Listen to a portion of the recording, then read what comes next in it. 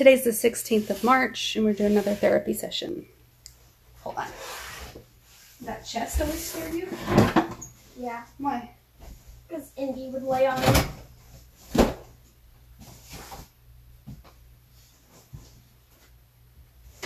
Here it is. It's right here.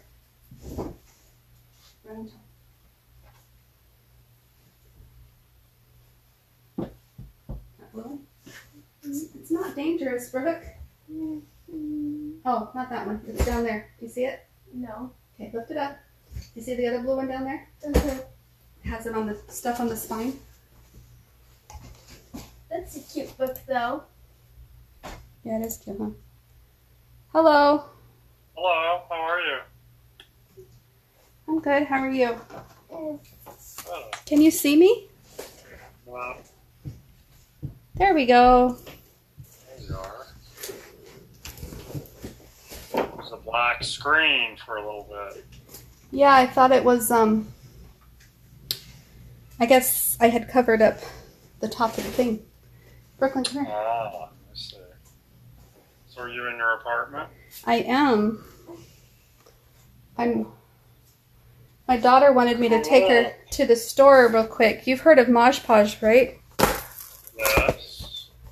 So I was going to show her that when I tried Mosh Posh for the first time, I took a bunch of clippings and photographs and stuff like that and put it on my binder. So I just dug it out because she's going to Mosh Posh, and I was just about to show her how when you put the Mosh Posh underneath and on top, it makes it stick. But do you see how you can see the brush lines? Yeah, that's why I wanted a soft brush. Right. So that's what she's going to work on right now. You want to say hi to Brian? Hi. Hi, how are you? Hey. All right, go ahead and go. You've been sending... No. Go. Okay. All right, you gonna shut the door now? Mm-hmm. Thank you.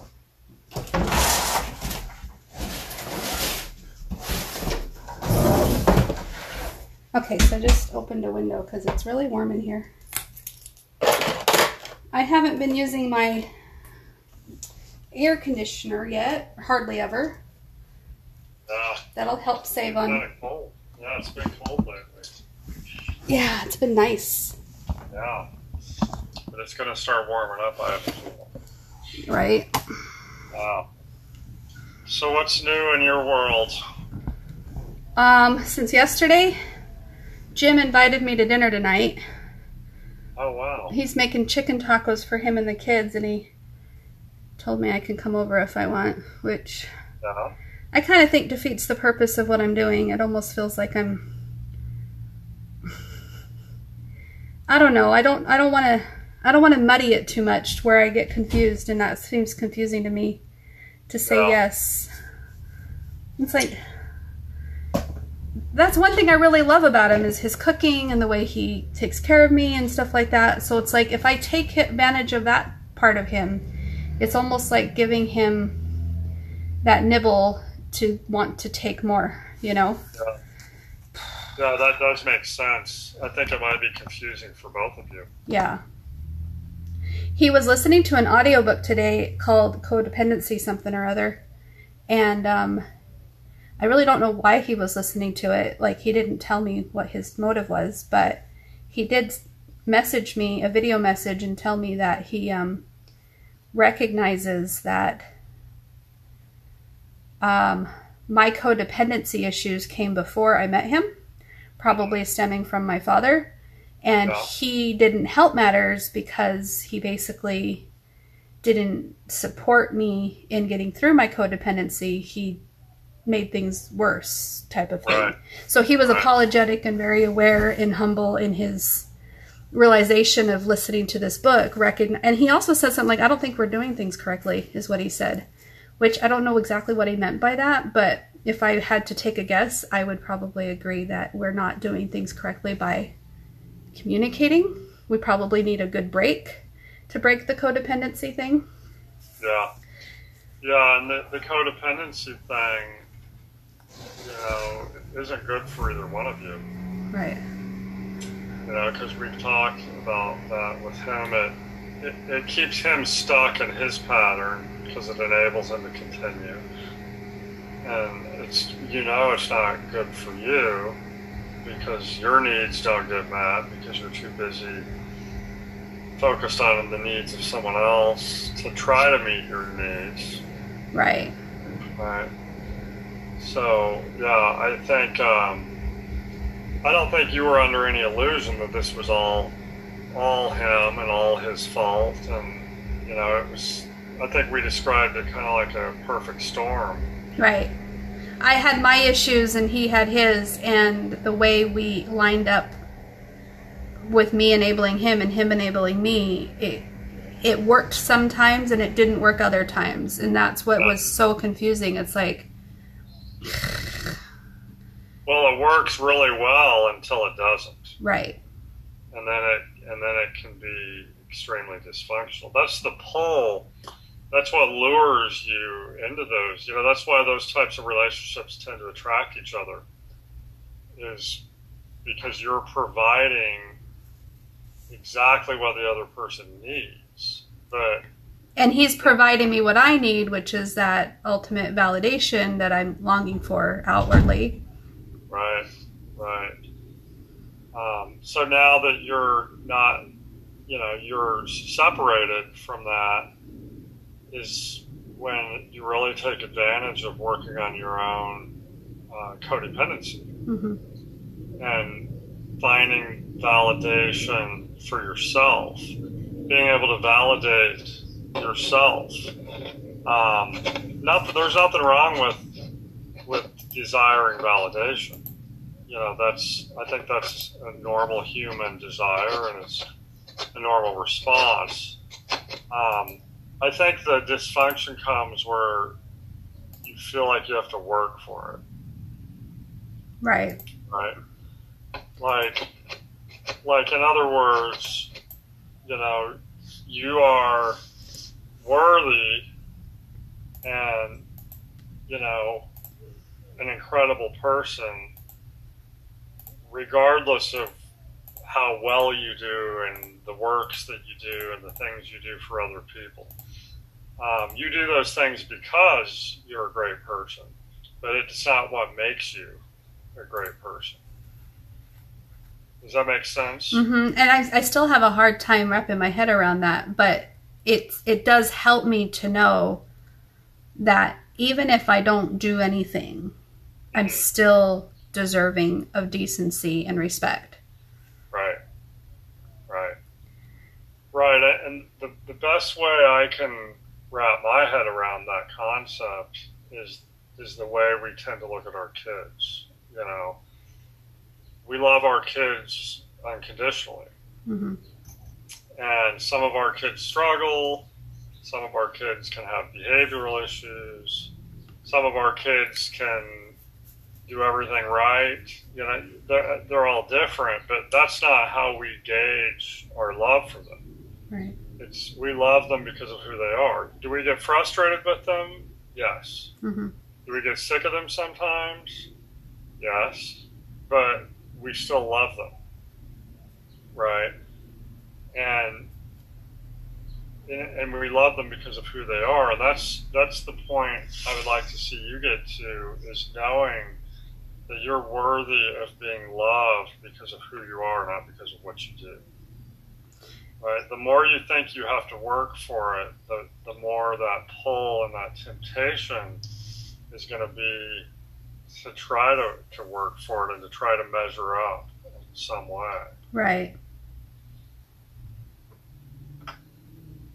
I think I keep thinking about those friends that left, mm-hmm. because it's almost like they had an expectation of what they expected me to do or what they expected me to act like or show up for them for. I don't know exactly what I did wrong to lose them, but I don't want them back if they're going to hang this ultimatum over my head like I need to do everything perfect all the time. Like it didn't feel conditional at first. Yeah. But it felt conditional once I realized I messed up somehow. And that felt really crappy and familiar. It felt like, wait, I've been here before. You have an expectation of me that I'm not meeting. What am I need to do better? Let me do it better. Let me do it better. Let me do it better. And then I'm like, wait. You mean you still want me to do more in order to make this right? Hold on. I think I really believe, like, over the time I've done this, I've really started to believe that codependency can definitely come from the high expectations of others, and feeling like you're required to meet those expectations in order to be validated, to receive some sort of, to be worthy and to be liked or to be loved by those people. But what ends up happening, I think part of that dysfunction is that when we're so busy focusing on the expectations of others, we don't have expectations for ourselves anymore. Our own expectations become muddied because they become wrapped up in what other people want. And that's that element where we all of a sudden realize we don't really know who we are anymore. Right. Because we don't have our expectations for ourselves is living up to the expectations of others. Well, if we can do that, then we've met our own expectations.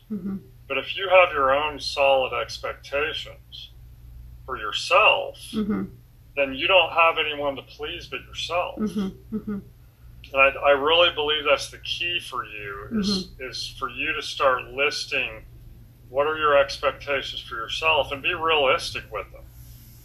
The problem with the codependency is those expectations of others are either too high for us, or we inflate those expectations in our own mind, and we believe they're too high. So be realistic, with yourself, and set expectations that are realistic and achievable, but have those expectations for yourself. For myself, as long as they're based on what I believe and what I hold true and what's good for me. Because when I compare what I think I want to what other people advise or what they think or what they feel, then I'm like, well, they got their shit together. I need to match what they want me to do. I need to mirror them.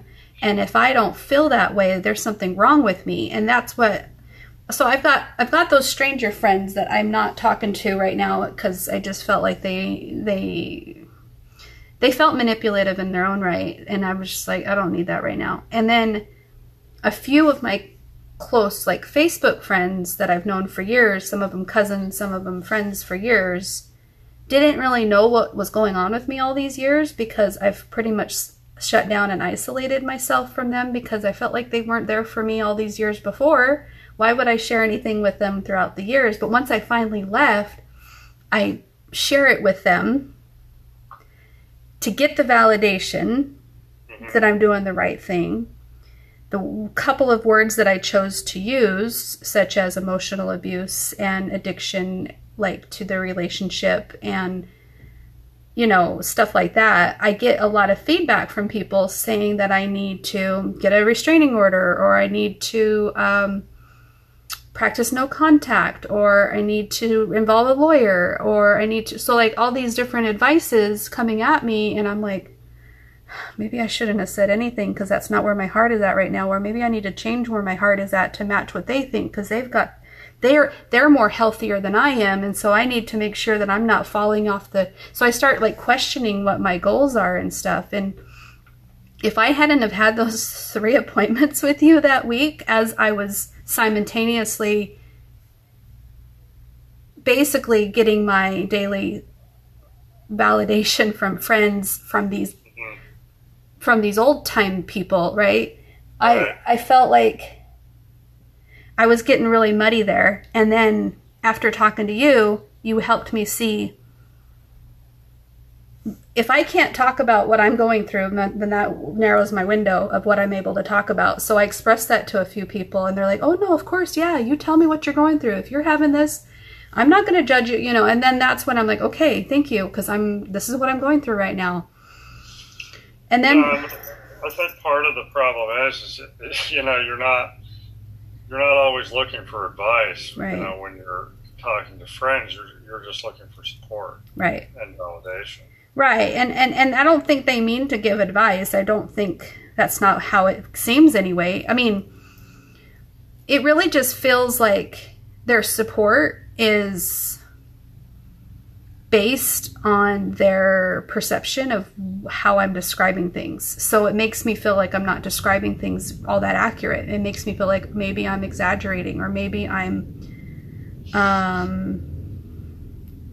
only showing his bad side in this couple of sentences. I didn't talk about enough good, or maybe they think I was fooling everybody or fooling myself, because all the times I did talk about good, I must have just been Stockholm syndrome type of thing. So then, yeah, it got even muddier when I would go back to Jim and talk to him about things, and I was being sweet and he was being sweet, and I'm hearing his genuine side, and then I'm like ashamed to tell my mom even, like, I just went and talked to him, and it's like I don't know which way is right or wrong, and at the same time I try not to beat myself up about it, because my experience through all this is unique to what anybody else is going through with their own situation, with their own abusive ex or whatever. It's like, just because you had to call a restraining order on your abusive ex doesn't mean I got to, you know?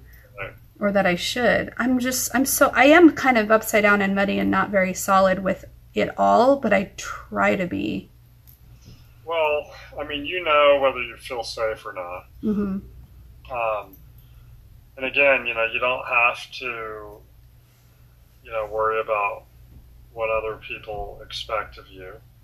And if your relationships with certain people become conditional on that, then you may want to reevaluate the relationship, you know, or set a boundary and say, look, I love you and I enjoy talking to you and you're important to me, but sometimes I feel like, you know, it's conditional on me, you know, following your advice or doing, you know, and you can even be open and say, I struggle with that sometimes because I naturally want to please people, and, you know, and live up to those things, but I'm just not there yet. Right. You know, again, you know, I believe that, you know, taking your time, you know, you don't have to make any life-changing decisions. One life-changing decision in a month is enough, right? Like, you don't have to make all these life-changing decisions or feel pressured to do that. Just find yourself, you know, see if your perspective changes over time. Yeah. You know, your perspective of your relationship is going to be a little bit different when you're out of it versus when you're in it. You know, you'll see things differently. You'll see things maybe clearly in some areas, maybe a little bit more muddied in other areas. Well, and I guess take it all into account. I guess that's where I want to make sure that I'm doing it correctly. I guess that's I need to get that idea out of my head. There is no right or wrong way to do this thing. No, there's not. But I want to make sure that if what my relationship was with Jim is a true addiction, and cutting him out cold turkey and going no contact and not falling into temptation, if that is where I need to go to recover better, I guess I just want to make sure that I'm not sabotaging my own recovery. Yeah, and I think it's normal that you don't trust yourself. Yeah. You don't trust your judgment right now. And that's why the time factor is key, to where you don't have to make any, you know, hard and fast decisions right now. Just take your time, live your life, see if your heart changes, see how you feel. But you know yourself better than anybody, right? And you know your tendencies towards, you know, wanting to make everything okay and all of that. Just take those things into account. You know, try to see things from, you know, I think having a line of questioning, you know, that Socratic questioning that we've talked about, you know, it's designed to question negative thoughts, but it's also a good formula for just questioning your intentions and your motives and all of that. Like, one of the questions is you know, am I only looking at the evidence that supports what I already believe? You know, I can send you that list through the patient portal. The Socratic questioning? Yeah. You may already have it. I don't know. I actually was just cleaning out a box yesterday, and I found my Socratic questioning papers that I printed. Okay. So, I guess I kept remembering what you said about lapses versus relapses. Oops, I just dropped that. That was loud. And I was describing it to someone like a pendulum, and as long as I don't stir the pendulum back up, I think it's going to end up settling on its own, and not beating myself up when it swings the other way. When I thought I was over here and now I'm over here, it's like I guess I'm expecting myself to kind of go back and forth a little bit, which is good. Yeah. Yeah, you will go back and forth for sure. I mean, if you look at it like an addiction, right? Like we've done in the past. When I went through recovery, I mean, there were days where I was all in, like, I'm done, I'm doing my recovery, I don't want anything to do with. But then there, you know, the very next day, I could wake up and I'm considering going back to it. Right? But you don't make, and that's what I mean by not making any rash decisions. Like, if I made a rash decision on the day when I was thinking of going back to it, I would have, you know, had a lapse, right? Right. So what you do is you challenge your intentions, right? You know, so like with an addiction, like what I was dealing with, you know, what I would do is I would focus not just on how I felt in the moment, but I would focus on the big picture. They always say with addiction, play the tape all the way through, right? What does that mean? Play the tape all the way? Well, what it means is when we're craving or our addiction nature is heightened, and we're going through a craving, we tend to only play what supports what we already believe. So what we'll do is we'll start thinking, well, yeah, but remember, you know, what a great time I had last time I did it. And, oh, this would solve all the problems for today. And this would, you know, make me feel more relaxed or whatever the case. But when you play the tape all the way through, you're forced to go back to the dysfunctional history and say, yeah, but if I were to use right now, would it be the only time I would use, or would I use tomorrow too? And then it would become a pattern, and then I'm going to end up right back where I was. That actually, it sounds exactly like the conversation I had after I dropped the kids off from being in Tucson, and I sat out in the car, and I refused to go inside. But I stood out there, and the kids were like, aren't you going to go to Grandma Mary's? And I go, yeah, but I don't want to leave in a hurry. I wanted to give your dad an opportunity to come out here and talk to me if he wanted to talk to me. But then I started playing the tape all the way through about what was going to happen and how this fight was going to end and how I was going to be the one storming away and he's going to end up blaming me for not sitting there and talking to him or listening to his bullshit. And I'm like, wait, I like the way it ended yesterday. He was yelling and screaming and throwing things and I left to hold my ground. If I try to leave to hold my ground now, that's not nearly as powerful as me leaving and holding my ground from yesterday. I'm going to go now. Yeah. But that's an example of doing that. Like, even with him inviting you to dinner, I'm sure your first initial inclination is to want to go. You know? It was, yeah. And I didn't even play it through to see what would maybe happen or all that stuff, you know? Yeah, right. And so it's just about what it is about, and really what that questioning is designed to do is, you talked about a pendulum, you know, we have our emotions. It's like the DBT, the balance between the wise mind is the emotional mind and the reasoning mind, right? And DBT teaches us to make decisions based on both of those. Usually our rash, quick decisions are based only on emotion. So the Socratic questioning is designed to bring in the logic and the reasoning to the emotion. And it takes, what it does is because those questions are geared towards emotional thinking. So emotional thinking is usually, yeah, I'm going to do it right now.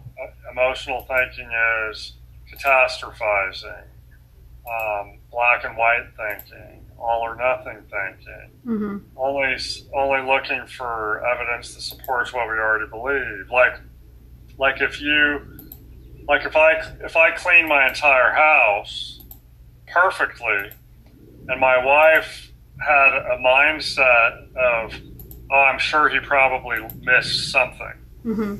right? She's going to come in and she'll find something, right? She'll find what supports what she believes. But if she comes in and thinks, wow, he cleaned the whole house, you know what? I'm sure he did a great job. She's not even going to be looking for those things. Right. You know? And she will most likely not find it. And so when we focus on the negative, we'll find the negative, Mm-hmm. right? If we focus only on the positive, we'll find the positive. You know? Well, and I have a tendency to focus on the positive so much that I end up forgetting about the negative until it smacks me in the face. Yeah. Yeah, and so for you, I think it would be wise to focus on both sides of it and find a balance there between those two things. Mm-hmm. We do it in conversation, you know. If we are in a relationship that's dysfunctional and we want to stay in that relationship, Mm-hmm. we can go ask someone for advice, and we're only going to hear what we want to hear. Mm-hmm. You know, we're only going to hear what supports that belief that we should stay. If we're in a relationship and we're making the decision in our mind that we're leaving, we can go to counseling or we can go to a friend, and we're only going to hear the advice that supports what we've already decided to do. Right, and I've been down both avenues in all of everything. People I've talked to, things I've researched, counselors I've talked to. It's like I've been back and forth on this subject for so long that what I think I've been searching for this whole time is how do I get my freedoms back and keep my relationship? Yeah. And that's what a lot of people don't understand that I've been after this entire time. They either hear me say I'm the victim, wow, wow, me and me, you know, or they hear me say that everything's wonderful and me and Jim are a perfect pair. Well, I believe it's possible to have both. Mm-hmm. You know, I think, you know, with you, I think, you know, it's soon, right? You've got to be careful, but I do think that there's hope for that. And I think I'm teaching him right now that I'm not afraid to leave your ass, dude, and you got to take it down a notch with your... It's like he knows now that, you know, he knows that you've done it before and you can do it again. Right. And that's where he said something about this before I left. He says, first it was the bedroom, and I didn't like that, but I eventually got used to it. And now you say you need 6 months away. And then you're going to come back after 6 months, and you're going to say now you need a year away. And then what's going to happen after that? Like, he couldn't even trust that I wouldn't want to stay with him even if I did leave. And I'm like, that's your issue. I can't make you trust me. I can't make you decide, and I'm not going to make promises that I don't know what's going to happen in the future. Yeah. But that's the catastrophizing, you know, side that, you know, is looking at worst case scenario, failing to see that it can be a solution. Right, and I don't want to catastrophize it even in the, oh yeah, we're headed for divorce, you know, because I'm watching him awaken. I'm watching him awaken since that audiobook. Yeah. But wait, I shouldn't be continuing to suffer while he's waking up. And I can't expect him to do it overnight because that's not fair on him or on me to let myself suffer anymore. I'm going to spread my wings and fly while he crashes. And if that sucks and everybody hates me for it, oh well. Because I have been doing this dance for so long trying to make it right for him, and obviously it wasn't working and it was just making us both worse. So yeah. Well, yeah, it's like it's like a parent who has a kid that's a drug addict, and they're enabling him and supporting him and giving him money, and they finally realize they have to make the decision, I've got to stop doing this, and they're going to sink or swim. That's the only thing that's going to bring healing to that person. Yeah. And it's scary and it's difficult and it can be a long road. So I guess that's my question is, leaving is like cutting off the addict child from being enabled anymore. Right. Similar. But if he starts to hook me in with, oh, you want to come over for chicken tacos? Or, oh, hey, you want to come over and use my washing machine? Or I can fix that computer problem for you. Here. Like, I don't think he, like, purposely tries to manipulate his way back into my brain. But I feel like that's what it's doing. So, isn't it safer for me to just not engage? Until you're ready. Yeah, I mean, I think right now, I mean, I think it's probably, because the bottom line is you haven't resolved your codependency yet. Right. What you did by leaving is a gigantic step towards that. And like what you did, if we continue with the addict analogy, what you did by leaving is checking yourself into a rehab facility. Right. Right, and it's difficult to go into a rehab facility and then leave and go right back. Right, it's a danger, like it's high risk. Yeah, because all it takes is one little thing while I'm eating tacos where he expects me to do something that I would feel obligated to do because he made me tacos, and I'd be like, yeah. And then I'd be tormented with it. You might have times, because, I mean, you have to communicate with them because you have kids together. And, you have to arrange things and all of that. And there may be times where you find yourself sucked into the placating and the fawning and all of that. But that's a little bit of a little lapses is all that is. Right. Oh, a relapse for you would be to just fully make the decision, I'm going all the way back in, and I'm gonna try to please him and try to manage his triggers and manage his emotions. That would be a relapse for you. So I think you need to focus on your codependency and your self-worth, and getting to the point where you understand that who you are and you're satisfied with who you are apart from all of that, and you're confident in it. I think the more you do that, the clearer your mind is going to be when it comes to what's really going on with him. Right. Because you're not going to be clouded. Your vision's not going to be clouded anymore. And even if I think it's safe and I dabble in that because I feel clear and I feel like I know what's what and I get started, it's still a high-risk situation for me. Kind of like my mom said, Crystal, you wouldn't expect me to be sober if I was working at a bar every night. Right. And I'm like, good point, Mom. Maybe I should stay away from the temptation of getting what I want from him, and I might feel obligated to give him what he wants because I'm getting what I want. Yeah. Because, I do want tacos. Yeah. And if he wants to ask me, like he wanted to know what I was doing last Friday, and I felt almost obligated to because he helped me with something computer related. Yeah. Okay, so I wanted to read something to you about lapses because of what you told me. there's a girl here, and she's on this Codependence Anonymous Facebook group, Codependent No More. And she says, well, I relapsed to my ex. When our son visit, I was able to tell him how much his words affect me, his negative things, how the pit of my stomach just gets queasy, my heart races. I told him that I haven't denied my part in anything. I just explain, I react to the feeling that you're bringing it up in me, and I have been asking for a long time not to be negative, blah, blah, blah, blah, blah. Basically, she's saying that she talked to him, right? And she's expressing how she's calling it a relapse, and she's beating herself up for talking to him.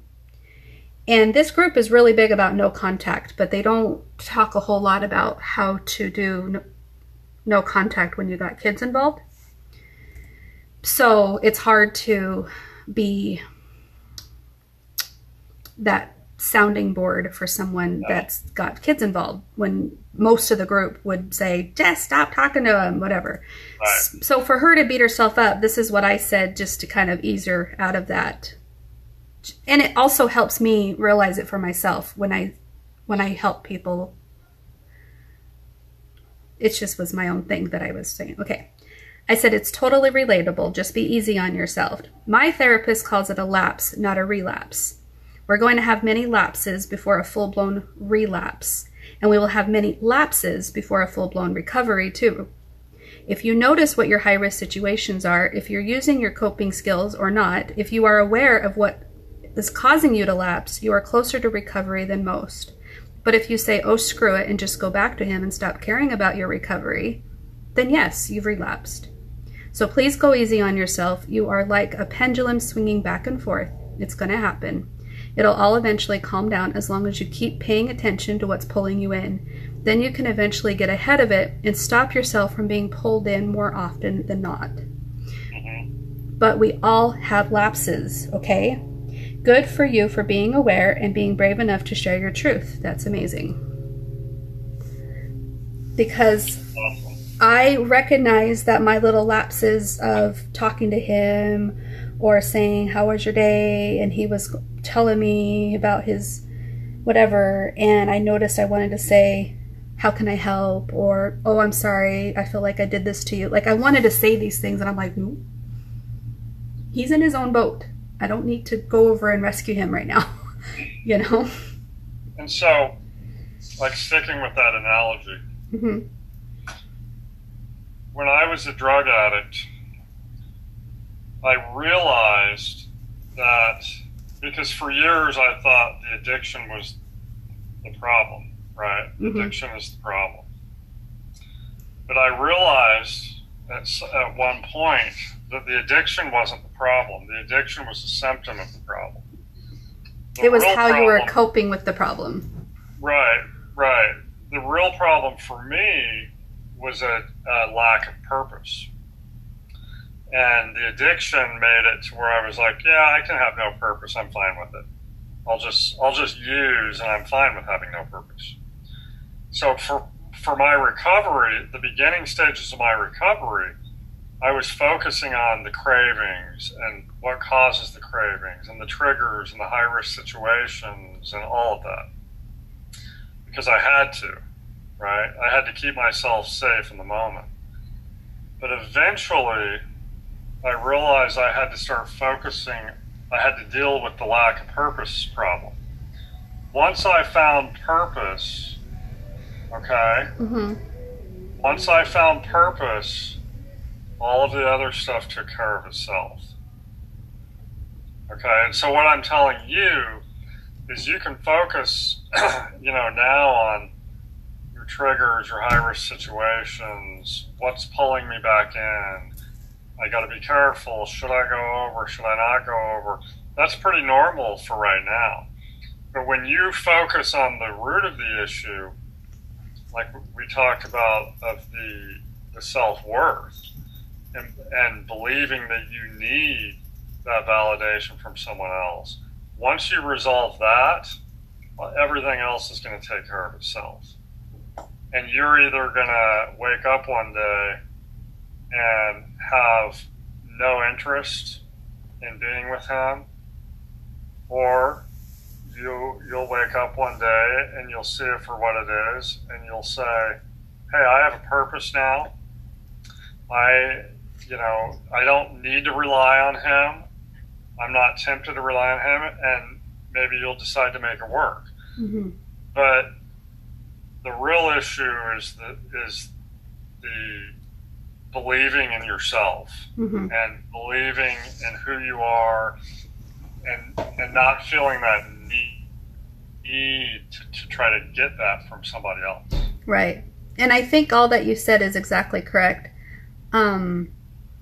Instead of it being so clear cut, though, it's more like a percentage, because I think that's how I got out, was by recognizing my worth and waking up one day in that room and realizing that I would rather be by myself alone in an apartment, not pleasing him anymore, than to sacrifice my values and my worth and my everything just to make him not yell anymore. So, and when I do notice I'm anxious to go back to him, I go check in with myself and I go, okay, where's this coming from? What's going on here?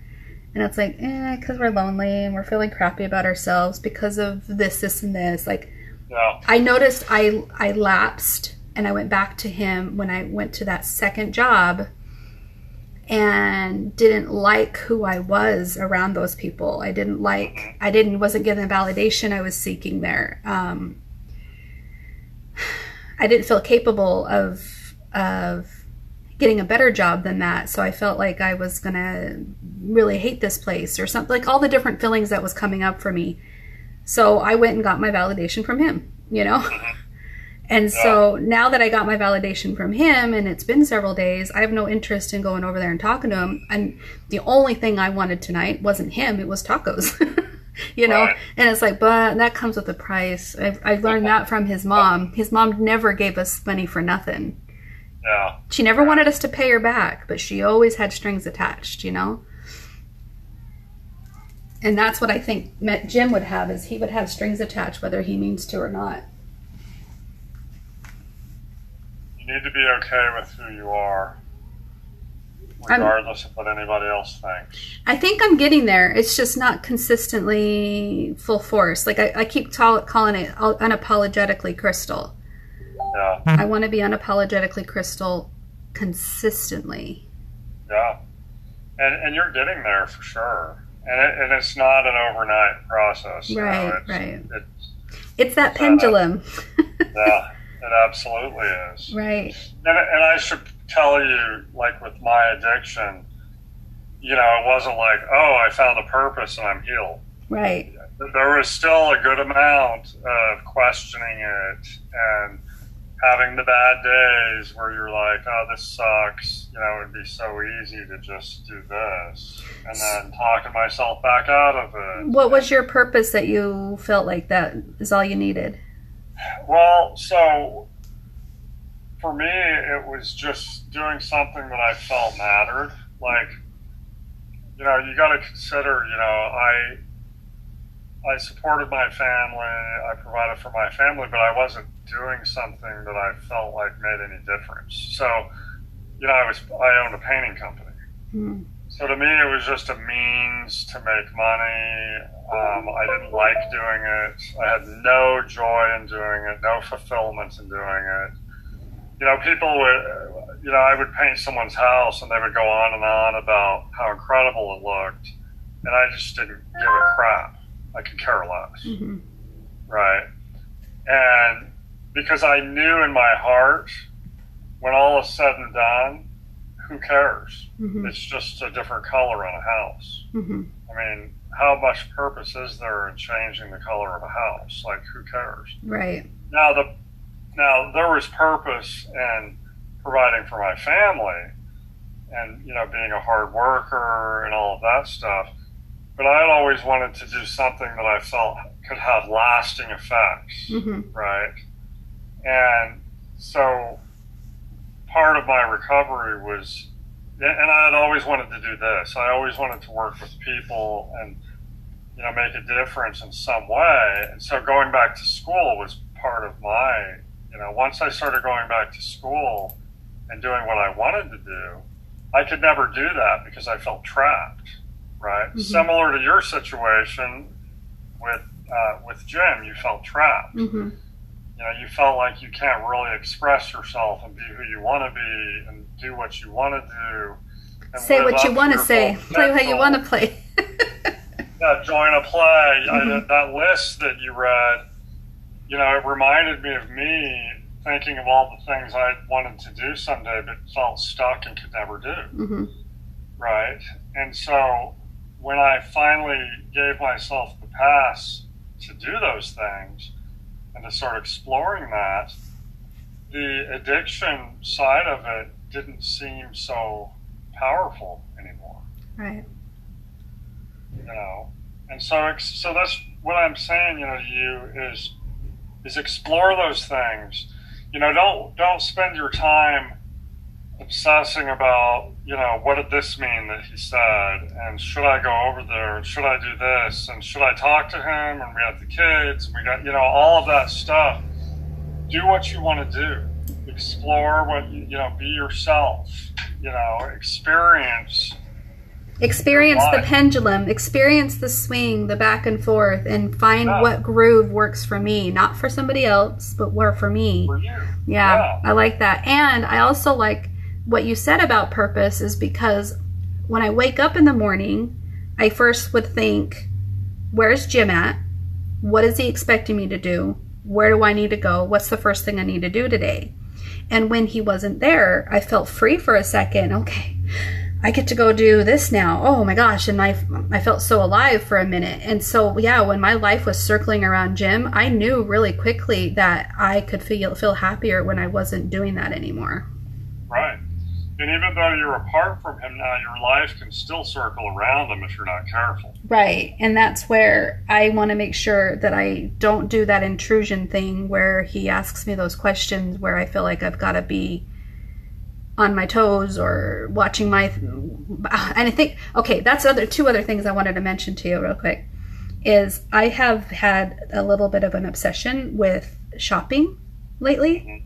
Where I don't really want to say that this is something I've always done. I've never been like this. I've never had a problem shopping and hoarding and stuff like that. I do have a lot of crap, but it's because I don't like to get rid of things. But this shopping thing, I'm trying to analyze from a critical point of view because Jim wouldn't let me go wherever I wanted, buy whatever I wanted, drive wherever I wanted, communicate to whoever I wanted. And so all these million decisions that I'm making without him is like, I feel like I'm flying for the first time, you know? Yeah, and I'm obsessively shopping on OfferUp and Facebook Marketplace, and then I go to thrift store after thrift store, and I'm constantly buying these furniture pieces. But logically, I'm rationalizing this new thing that I'm doing because all of my crap that hasn't been unpacked yet is in boxes, bins, and bags. Mm-hmm. And that can't be organized nicely in a home, right? So I'm buying these furniture pieces for things to get stored into. Like last night I bought a table bought it for $40. It's a coffee table. It's huge. It's a huge coffee table, but it's got storage in there like a hope chest, and it's square and it's beautiful and it's metal and wood and it looks like antique. And I bought it for $40 and I'm like, yes, I'm going to put all of my photographs in there. And in case of a fire, because I'm worried about fires, I can just grab that whole hope chest coffee table thing, you know, instead of going to get bin after bin after bin, you know. So that was one thing I wanted to make sure. And then two, I do have a problem with getting rid of things because rather than focusing on going through a box and processing what's coming up for me and why I'm having a hard time getting rid of things, I just end up shifting it to the other side of the room and then going shopping some more. Mm-hmm. And so I've got rid of 10 boxes so far. And I've got donations and stuff in half of them. But my friend who cleans houses for a living came over to the house a couple years ago to try to help me part with some clutter. And she's going so quickly, and she's starting to throw things away that she thought was trash. And I start having a panic attack, like I'm one of those hoarders on the TLC show. Like, and I recognize, and I was trying to explain to her because she doesn't understand clutter and hoarding and sentimental things. And I was trying to explain to her, I said, if I don't get a chance to process this stuff before we get rid of it, I want to hold all of it. And so I got to get my mind into this place where this stuff has been my security blanket in a way for all these years. And when I was taking stuff out of corners and places that were hard to reach when Jim was in that facility and I was taking stuff out of the house, this epiphany came upon me when I was grabbing this and I'm grabbing that and I'm stuck in a corner and I'm looking for my way out and I go, I feel trapped. And I'm all, yes, me and my stuff has been trapped here. And I think having all this stuff around me made me feel less alone in my trappedness. And now that me and my stuff are leaving, I'd like to shed the skin of my stuff and live minimalist more so. And what's a good exercise for you? So the first thing I think is, you're buying stuff. I think it's simply because you can. Yeah. And I think a solution, partial solution to that is focus on other things you can do because you can. Mm-hmm. There's a lot of things now you can do just because you can that you could never do before. Mm-hmm. So the shopping is kind of an easy one because it also fulfills another need for you. Mm-hmm. But do other things you can do just because you can. Like watch Netflix. Yeah. When you think about buying something, shift your focus to something else that you haven't been able to do that you can do now. Maybe I should write a list, and that way I can go look at it when I'm feeling the urge to spend money. Just like a just because list. Right. Just because I can. Just because I can. I like but that. I think the hoarding and the clutter, Mm-hmm. That's most likely also rooted in validation. And abandonment. Yeah. Right. When you have, sometimes our self-worth can be made up in what we have. If we have enough stuff, the problem is it's the same thing as in relationships. It's never enough. Right. And I didn't feel like I was the type to go buy stuff just for the sake of buying stuff. I still don't think I feel like that. I feel like I'm a very logical, frugal shopper. Mm-hmm. But my friend, who's the cleaner, who was really frustrated with my hoarding episode, she researched more about it. And she came back to me and asked me, and she said, Crystal, I was learning more about this condition, and it seems like there's always something that stems from grief or childhood or something that causes someone to be like this. What do you think about your past that caused you to be so attached to your stuff? And I remember having that aha moment with her when I told her when I was 11, my mom took off to Arizona without any warning, and I had to leave my Paula Abdul posters and my pen pal letters and my stuffed animals and my dolls and my clothes and my friends. Everything I owned was left behind at dad number 3's house while she moved to Arizona to be with dad number 4. And to this day, I miss so many of those things that I lost. And so every single thing that my children give me, I hold on to and I don't let go of. I've gotten better over the last few years, but when they were little, their little scribbles and their little A+ on their spelling tests and all those little stupid little sentimental things, and I've scrapbooked so much and I've kept little things from restaurants, and I become so sentimental because my memory feels so robbed of my own childhood that I want to preserve theirs so much. And so most of the stuff that I've kept is memories for them. Right. Yeah. But then you think about the Swedish death cleaning. I don't know if you've ever heard of that. What is that? So if you look up Swedish death cleaning, I'm not going to do it justice explaining it, but basically they have this thing that if you are doing a Swedish death cleaning, it's because when you die, somebody's going to have to go through your crap. Oh, okay. So you might as well go through your own crap so that nobody has to be burdened with it. I want you to think about something. Mm-hmm. I think it's important to have, things we tell ourselves, right? When you think about buying something or you're trying to decide, should I get rid of something, I want you to tell yourself, I am enough, right? I am enough. When you think about, the addiction of, wanting to please somebody, you are enough, just the way you are. None of the other stuff matters. It doesn't increase your value at all, right? We go back to that. I think I mentioned to you once, if 10 people are on a boat out in the middle of the ocean and one person has to go overboard, right? How do you decide? It doesn't matter who has the most money. It doesn't matter who's the best looking. It doesn't matter. None of that matters. All human life is valuable. And, you can't make a decision like that morally, You are enough just the way that you are. And I think you need something like that to tell yourself, I'm enough. I'm enough just the way I am. Now, is there anything wrong with keeping sentimental stuff? No, absolutely not.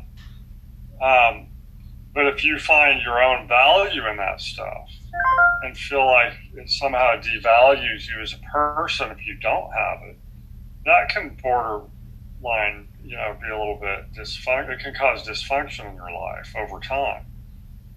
I think it's so deep rooted in this panic to even consider getting rid of it, but I haven't explored it enough to know why I get so panicky. Do you know what I mean? Like, why would I, what would I miss about this? Yeah. What does it say about me if I just say, thank you for serving me and goodbye? Like, I don't know if you've heard of the KonMari method. I have been trying to research my brain on why I hoard things for years. And KonMari is a Japanese, I think, organizer who says only keep stuff that brings you joy. Mm-hmm. And when you part with something, talk to it like it's this living thing and say, thank you so much for the joy that you brought to me. You're not my favorite anymore, but I appreciated you while you were here. And then you get rid of that shirt that you no longer love. And right. and I don't think she had a sentimental bone in her body when it came to children's papers and stuff like that. But it's all practical in her eyes, and me, I'm just so sentimental I can't seem to stop. Like, yeah, I think you're right. I think some of it's the abandonment stuff creeping back in. Mm-hmm. That feeling secure when you have that stuff, like everything's okay. Other people have left, but this stuff will never leave me. Mm-hmm. But I think there is some truth to that, but you got to keep telling yourself, like I am enough, and I'm safe. I'm secure. I'll be okay without this. Because I think what happens is we convince ourselves that we're somehow vulnerable. If almost like it'd make you feel naked if you got rid of your stuff. A very uncomfortable feeling, like you're not yourself, or you're not protected, or you're not safe. Well, and I think that's why I left him officially in my heart before I physically left him, is because he threatened to burn my stuff. Yeah. He basically told me that my stuff wasn't worthy of keeping safe, and it was his weapon, or it was his way of dangling what he wants, so he's going to use it to threaten me. And it's like, whoa. Since when did my stuff become part of the equation of whether or not I'm worthy or not to you? Mm-hmm. I'm going to choose my stuff over you. Bye. Yeah. and I feel bad for saying that, but I told him, I think I told you, maybe I told my mom, I don't remember. I was 5 years old when I got a cat named Jingles. Me and Jingles got a picture of us in the closet up at the top. My mom took a picture of us and we're smiling, and I'm 5 years old. I also learned at 5 years old about stop, drop, and roll. I've never been in a fire, But when my picture got developed, it was overexposed, and the flames, it looked like flames at the bottom of the picture. It looked like me and my cat were trapped in this closet.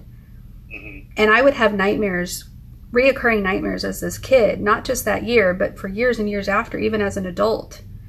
Me and a cat couldn't get out of the house, or the cat got out and I didn't, or the cat didn't get out and I did, and I'm watching the cat burn alive. Like, I have had these recurring nightmares about fire. So when Jim threatened to burn my stuff, it went straight to my nightmares about what fire is for me, which is danger.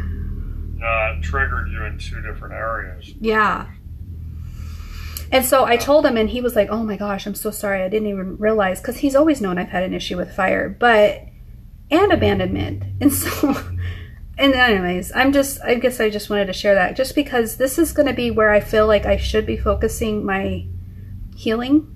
My purpose right now is figuring this out, where Jim can figure out his crap on his own. He's talking to Lola tonight. He had an appointment with Tiffany a little bit earlier.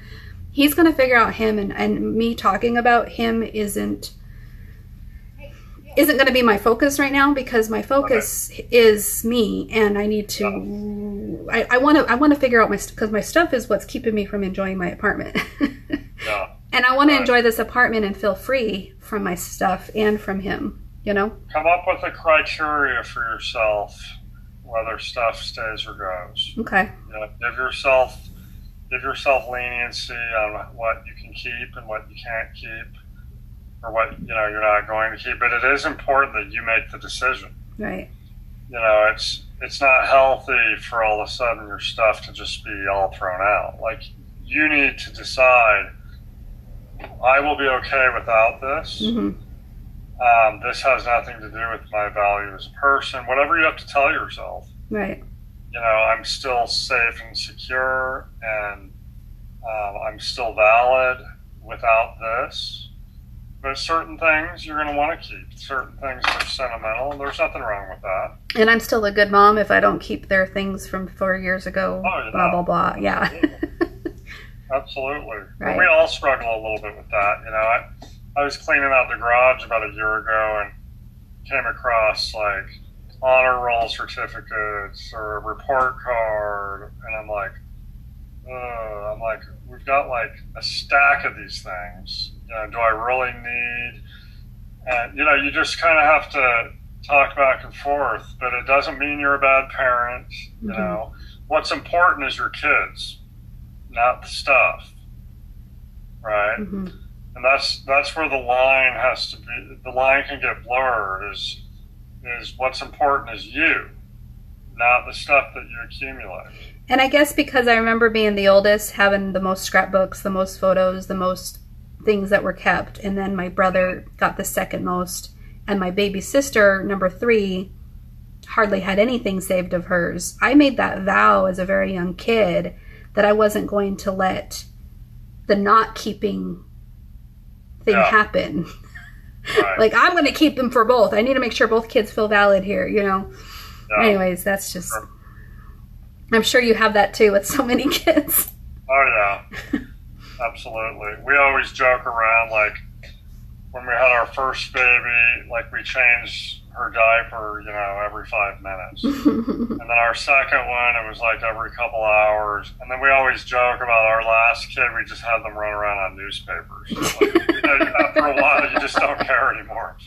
But it doesn't change the way you feel about the kid. You're just a little less obsessive about the process and how you're doing it. Mm-hmm. Right? And even though, you know, our youngest may not have Potty skills. Yeah, I mean, you know, for us, like our oldest, we have, you know, physical photographs. Our youngest is, you know, 9, and so now everything's on the phone. Right. So we don't have all of that.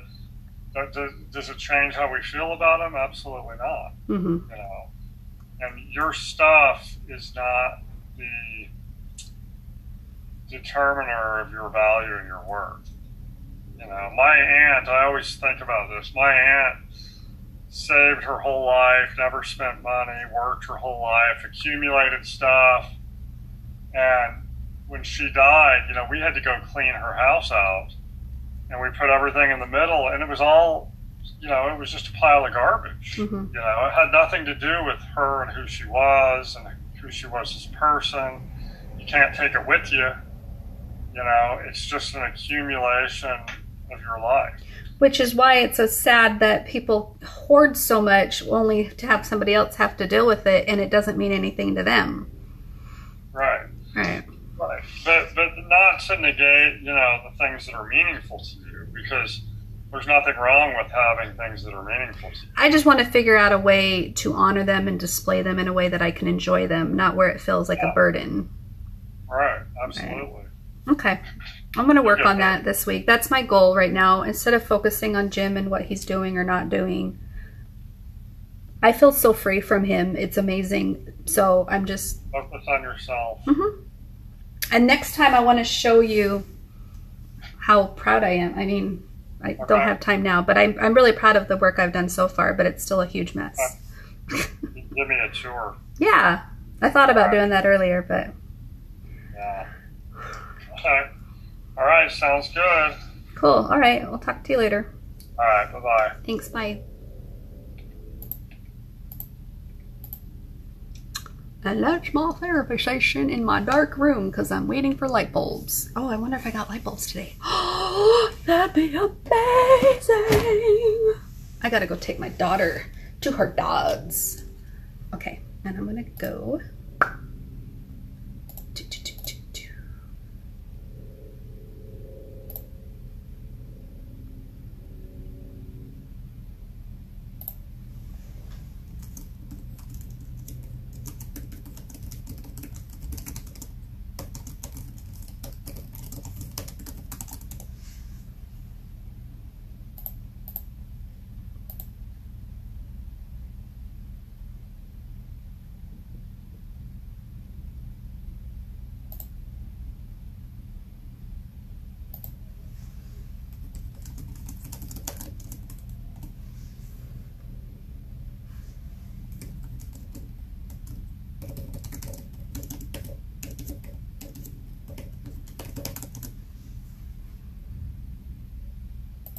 Oh, I gotta stop this, huh? Okay, I'll talk to you later. Thanks, bye.